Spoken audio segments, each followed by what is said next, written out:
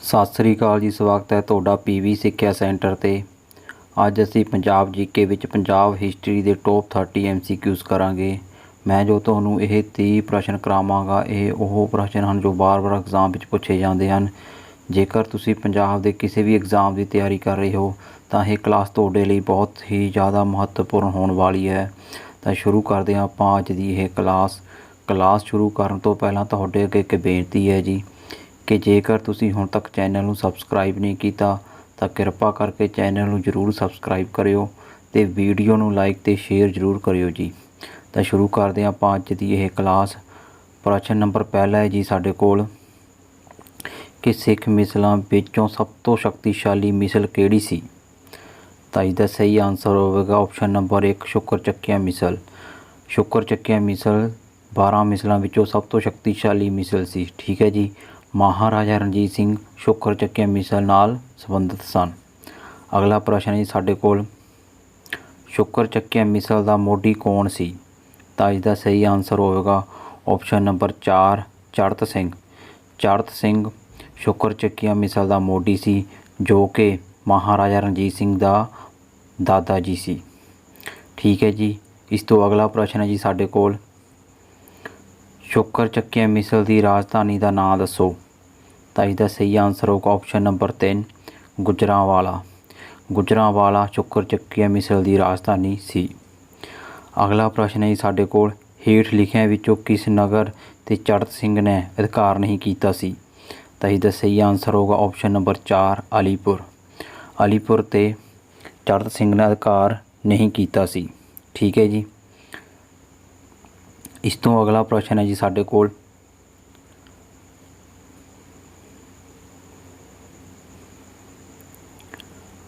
ਮਹਾਂ ਸਿੰਘ ਦੀ ਮੌਤ ਕਦੋਂ ਹੋਈ ਸੀ।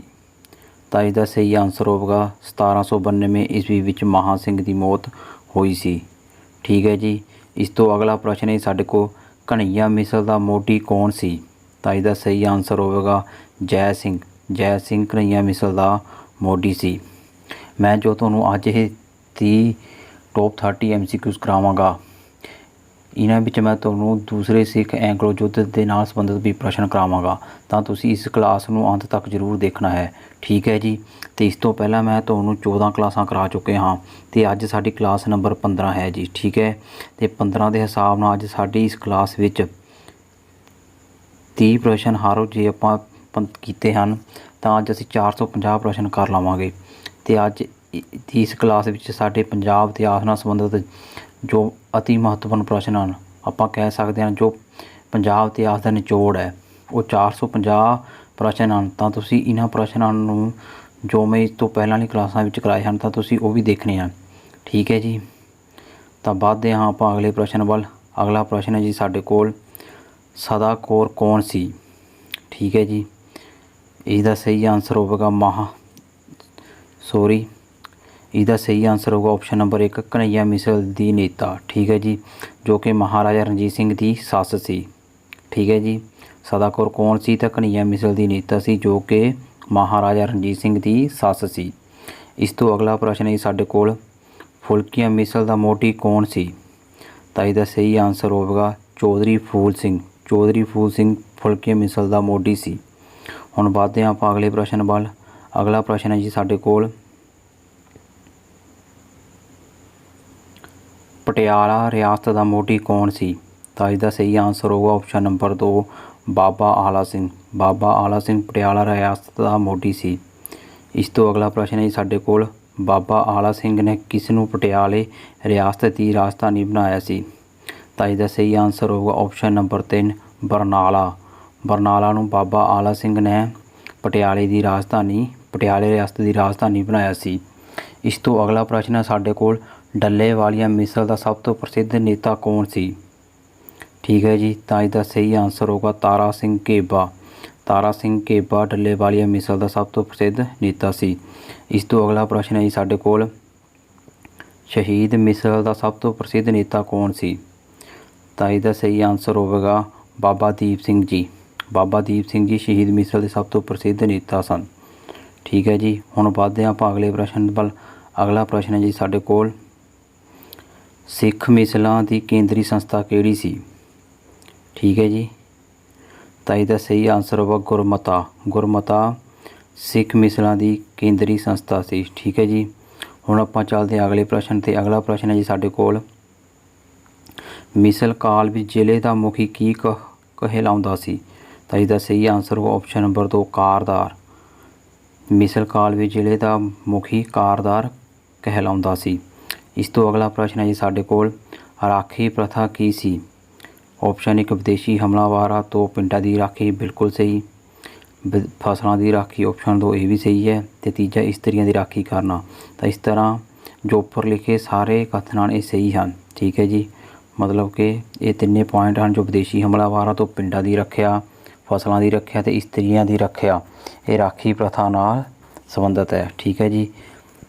ਅਗਲਾ ਪ੍ਰਸ਼ਨ ਹੈ ਜੀ ਸਾਡੇ ਕੋਲ, ਮਿਸਲ ਕਾਲ ਵਿੱਚ ਸਭ ਤੋਂ ਮਹੱਤਵਪੂਰਨ ਕਿਸ ਸੈਨਾ ਨੂੰ ਮੰਨਿਆ ਜਾਂਦਾ ਸੀ। ਤਾਂ ਇਸ ਦਾ ਸਹੀ ਆਨਸਰ ਹੋਵੇਗਾ ਆਪਸ਼ਨ ਨੰਬਰ 1 ਘੋੜਸਵਾਰ ਸੈਨਾ ਨੂੰ। ਠੀਕ ਹੈ ਜੀ। ਹੁਣ ਆਪਾਂ ਚੱਲਦੇ ਹਾਂ ਅਗਲੇ ਪ੍ਰਸ਼ਨ 'ਤੇ। ਅਗਲਾ ਪ੍ਰਸ਼ਨ ਹੈ ਜੀ ਸਾਡੇ ਕੋਲ, ਦੂਸਰਾ ਐਂਗਲੋ ਸਿੱਖ ਯੁੱਧ ਕਦੋਂ ਲੜਿਆ ਗਿਆ। ਹੁਣ ਮੈਂ ਜੋ ਤੁਹਾਨੂੰ ਪ੍ਰਸ਼ਨ ਕਰਾਵਾਂਗਾ ਇਹ ਦੂਸਰੇ ਐਂਗਲੋ ਸਿੱਖ ਯੁੱਧ ਨਾਲ ਸੰਬੰਧਿਤ ਹਨ। ਇਹ ਐਗਜ਼ਾਮ ਵਿੱਚ ਬਹੁਤ ਜ਼ਿਆਦਾ ਪੁੱਛੇ ਜਾਂਦੇ ਹਨ। ਪਹਿਲਾ ਐਂਗਲੋ ਸਿੱਖ ਯੁੱਧ ਅਤੇ ਦੂਸਰਾ ਐਂਗਲੋ ਸਿੱਖ ਯੁੱਧ। ਤੁਸੀਂ ਇਹਨਾਂ ਪ੍ਰਸ਼ਨਾਂ ਨੂੰ ਧਿਆਨ ਨਾਲ ਕਰਨਾ ਹੈ ਜੀ। ਠੀਕ ਹੈ ਜੀ। ਤਾਂ ਸ਼ੁਰੂ ਕਰਦੇ ਹਾਂ ਆਪਾਂ। ਪਹਿਲਾ ਪ੍ਰਸ਼ਨ ਕਿਹੜਾ ਸਾਡਾ ਕੋਲ ਦੂਸਰੇ ਸਿੱਖ ਐਂਗਲੋ ਯੁੱਧ ਨਾਲ, ਕਿ ਦੂਸਰਾ ਸਿੱਖ ਐਂਗਲੋ ਯੁੱਧ ਜੋ ਹੋਇਆ ਸੀ ਉਹ ਕਦੋਂ ਲੜਿਆ ਗਿਆ ਸੀ। ਤਾਂ ਇਹਦਾ ਸਹੀ ਆਨਸਰ ਹੋਗਾ ਆਪਸ਼ਨ ਨੰਬਰ 4 1848 ਅਤੇ 1849 ਵਿੱਚ ਦੂਸਰਾ ਐਂਗਲੋ ਸਿੱਖ ਯੁੱਧ ਲੜਿਆ ਗਿਆ ਸੀ। ਉਸ ਤੋਂ ਅਗਲਾ ਪ੍ਰਸ਼ਨ ਹੈ ਸਾਡੇ ਕੋਲ, ਦੂਸਰਾ ਐਂਗਲੋ ਸਿੱਖ ਯੁੱਧ ਦੇ ਸਮੇਂ ਭਾਰਤ ਦਾ ਗਵਰਨਰ ਜਨਰਲ ਕੌਣ ਸੀ। ਤਾਂ ਇਹਦਾ ਸਹੀ ਆਨਸਰ ਹੋਗਾ ਆਪਸ਼ਨ ਨੰਬਰ 3 ਲਾਰਡ ਡਲਹੌਜੀ। ਠੀਕ ਹੈ ਜੀ। ਪਹਿਲੇ ਸਮੇਂ ਕੌਣ ਸੀ ਜਦੋਂ ਪਹਿਲਾ ਐਂਗਲੋ ਸਿੱਖ ਯੁੱਧ ਹੋਇਆ ਸੀ। ਤਾਂ ਲਾਰਡ ਹਾਰਡਿੰਗ ਸੀ। ਇਹ ਵੀ ਤੁਸੀਂ ਧਿਆਨ ਰੱਖਣਾ ਹੈ। ਲਾਰਡ ਹਾਰਡਿੰਗ ਪਹਿਲੇ ਸਿੱਖ ਐਂਗਲੋ ਯੁੱਧ ਸਮੇਂ ਸੀ। ਠੀਕ ਹੈ ਜੀ।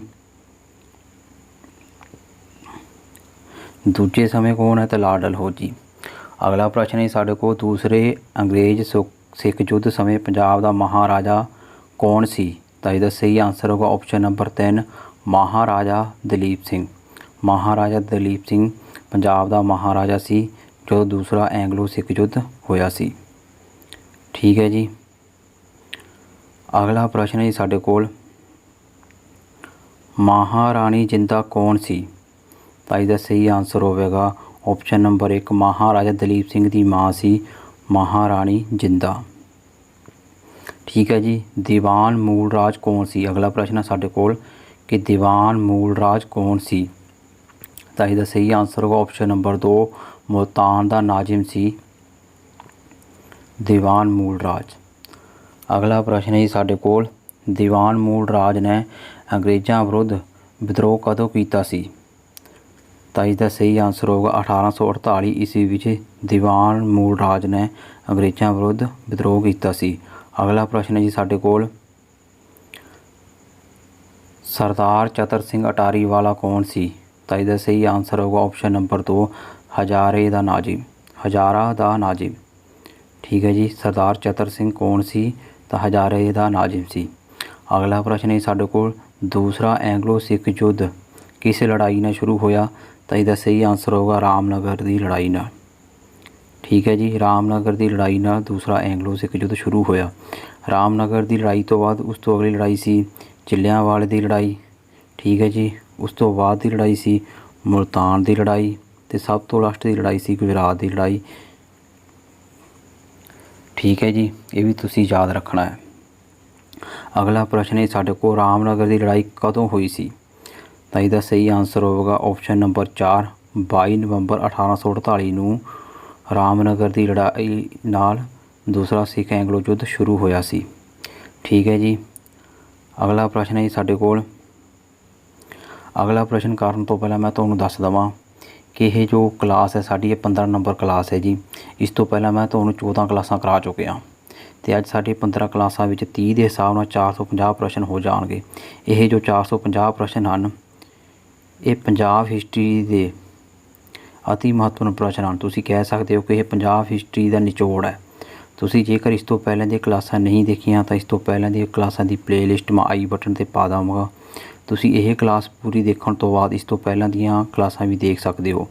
ਹਰੇਕ ਕਲਾਸ 12 ਤੋਂ 15 ਮਿੰਟ ਦੇ ਅੰਦਰ ਅੰਦਰ ਹੀ ਬਣਾਈ ਗਈ ਹੈ, ਮਤਲਬ ਕਿ ਬਹੁਤ ਜ਼ਿਆਦਾ ਲੰਬੀਆਂ ਨਹੀਂ ਲਈਆਂ ਗਈਆਂ ਇਹ ਕਲਾਸਾਂ। ਤੁਸੀਂ ਇਹਨਾਂ ਕਲਾਸਾਂ ਨੂੰ ਮੈਂ ਆਈ ਬਟਨ 'ਤੇ ਪਾ ਦੇਵਾਂਗਾ, ਤੁਸੀਂ ਆਈ ਬਟਨ 'ਤੇ ਕਲਿੱਕ ਕਰਕੇ ਇਸ ਤੋਂ ਪਹਿਲਾਂ ਦੀ ਕਲਾਸਾਂ ਦੀ ਪਲੇਲਿਸਟ ਵਿੱਚ ਇਸ ਤੋਂ ਪਹਿਲਾਂ ਦੀ ਕਲਾਸਾਂ ਵੀ ਦੇਖ ਸਕਦੇ ਹੋ। ਠੀਕ ਹੈ ਜੀ।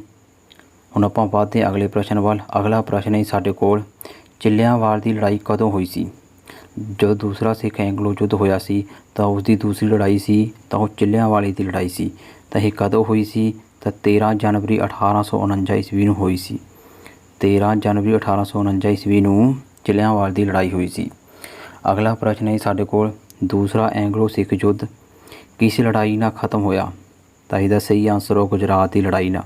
ਗੁਜਰਾਤ ਦੀ ਲੜਾਈ ਨਾਲ ਦੂਸਰਾ ਐਂਗਲੋ ਸਿੱਖ ਯੁੱਧ ਖਤਮ ਹੋਇਆ ਅਤੇ ਇਸ ਲੜਾਈ ਵਿੱਚ ਸਿੱਖਾਂ ਦੀ ਹਾਰ ਹੋ ਗਈ ਅਤੇ ਇਸ ਤੋਂ ਬਾਅਦ ਮਹਾਰਾਜਾ ਰਣਜੀਤ ਸਿੰਘ ਦਾ ਜੋ ਸਾਮਰਾਜ ਸੀ ਉਹ ਮਤਲਬ ਹਾਰ ਗਿਆ। ਠੀਕ ਹੈ ਜੀ। ਅਤੇ ਇਸ ਗੁਜਰਾਤ ਦੀ ਲੜਾਈ ਨੂੰ ਤੋਪਾਂ ਦੀ ਲੜਾਈ ਵੀ ਕਿਹਾ ਜਾਂਦਾ ਹੈ। ਠੀਕ ਹੈ ਜੀ, ਇਹ ਵੀ ਤੁਸੀਂ ਧਿਆਨ ਰੱਖਣਾ ਹੈ। ਕਿਸ ਲੜਾਈ ਨੂੰ ਤੋਪਾਂ ਦੀ ਲੜਾਈ ਕਿਹਾ ਜਾਂਦਾ ਹੈ? ਤਾਂ ਗੁਜਰਾਤ ਦੀ ਲੜਾਈ ਨੂੰ ਸਿੱਖ ਇਤਿਹਾਸ ਵਿੱਚ ਤੋਪਾਂ ਦੀ ਲੜਾਈ ਵੀ ਕਿਹਾ ਜਾਂਦਾ ਹੈ। ਠੀਕ ਹੈ ਜੀ। ਇਸ ਤੋਂ ਅਗਲਾ ਪ੍ਰਸ਼ਨ ਹੈ ਜੀ ਸਾਡੇ ਕੋਲ, ਗੁਜਰਾਤ ਦੀ ਲੜਾਈ ਕਦੋਂ ਲੜੀ ਗਈ ਸੀ? ਗੁਜਰਾਤ ਦੀ ਲੜਾਈ ਕਦੋਂ ਲੜੀ ਗਈ ਸੀ? ਤਾਂ ਇਹਦਾ ਸਹੀ ਆਨਸਰ ਹੋਗਾ 21 ਫਰਵਰੀ 1849 ਈਸਵੀ ਨੂੰ ਗੁਜਰਾਤ ਦੀ ਲੜਾਈ ਲੜੀ ਗਈ ਸੀ ਅਤੇ ਇਸ ਲੜਾਈ ਵਿੱਚ ਸਿੱਖਾਂ ਦੀ ਹਾਰ ਹੋ ਗਈ ਸੀ ਅਤੇ ਸਿੱਖ ਸਾਮਰਾਜ ਨੂੰ ਅੰਗਰੇਜ਼ਾਂ ਨੇ ਆਪਣੇ ਅਧੀਨ ਕਰ ਲਿਆ ਸੀ। ਇਸ ਤੋਂ ਅਗਲਾ ਪ੍ਰਸ਼ਨ ਹੈ ਸਾਡੇ ਕੋਲ, ਪੰਜਾਬ ਨੂੰ ਅੰਗਰੇਜ਼ੀ ਸਾਮਰਾਜ ਵਿੱਚ ਕਦੋਂ ਸ਼ਾਮਲ ਕੀਤਾ ਗਿਆ? ਤਾਂ ਇਹਦਾ ਸਹੀ ਆਨਸਰ ਹੋਗਾ ਆਪਸ਼ਨ ਨੰਬਰ 1 1849 ਈਸਵੀ ਵਿੱਚ। ਗੁਜਰਾਤ ਦੀ ਲੜਾਈ ਵਿੱਚ ਜਦੋਂ ਸਿੱਖਾਂ ਦੀ ਹਾਰ ਹੋ ਗਈ ਉਸ ਤੋਂ ਬਾਅਦ ਪੰਜਾਬ ਨੂੰ ਅੰਗਰੇਜ਼ੀ ਸਾਮਰਾਜ ਵਿੱਚ ਸ਼ਾਮਲ ਕਰ ਲਿਆ ਗਿਆ। ਇਸ ਤੋਂ ਅਗਲਾ ਪ੍ਰਸ਼ਨ ਹੈ ਸਾਡੇ ਕੋਲ